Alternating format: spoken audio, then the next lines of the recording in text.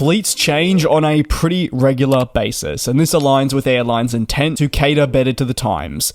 Interestingly, for Virgin Atlantic, this being a UK-based company, a lot has changed throughout the years, as the airline has looked to considerably boost efficiency and therefore streamline by reducing the number of aircraft types it flies. It wants to have greater stability for the long term. And what does this fleet look like in 2024 and moving forward as well?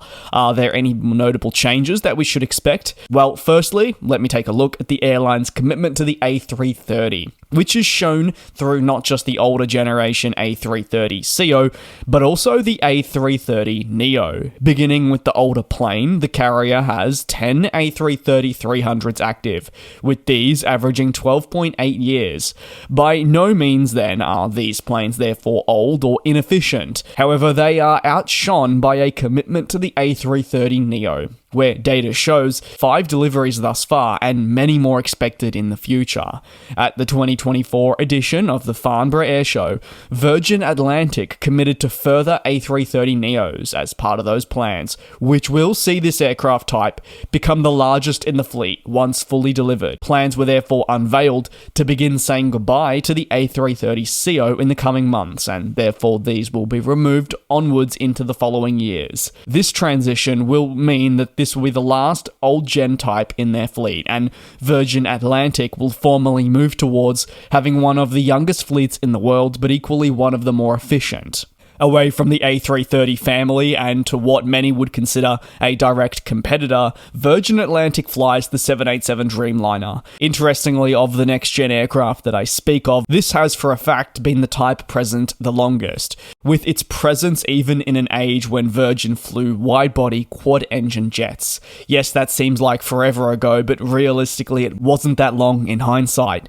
The airline has 17 active Dreamliners that are used for various missions around the world, and its flexibility has been a huge part of its success. But more interestingly, there have been many discussions from many about the future of this plane, the argument being that the A330neo exists, and for fleet commonality, what is the need for the 787? Well, in recent fleet plans, Virgin Atlantic said it would keep a hold of the 787, but reduce its overall reliance from 2028 onwards, as 3 units would leave and the lease of the other ones would be extended. The 787 therefore will play a part in their operation for a little longer, which will be good news for those that enjoy the plane. What is the current flagship though, with the removal of so many quad-engine jets? Well, the current flagship is considered the A350-1000, which is among the youngest in the fleet and utilised for not just long-range markets, but ones that are in demand, that have in the past previously benefited from planes such as the A340 and 747, which came equipped with high capacity. The A350-1000, while offering Virgin Atlantic great capacity levels, obviously has 2 fewer engines. It makes it more efficient. While the airline cancelled 2 A350-1000 units in July, the plane will still be a staple long into the future. The airline has really epitomised focusing on next-gen planes in recent years, turning around its operations and implementing a greater focus on these 2-engine jets. The direction has certainly thrown its curveballs, evident through difficulties on the 787 with engines and then a global pandemic.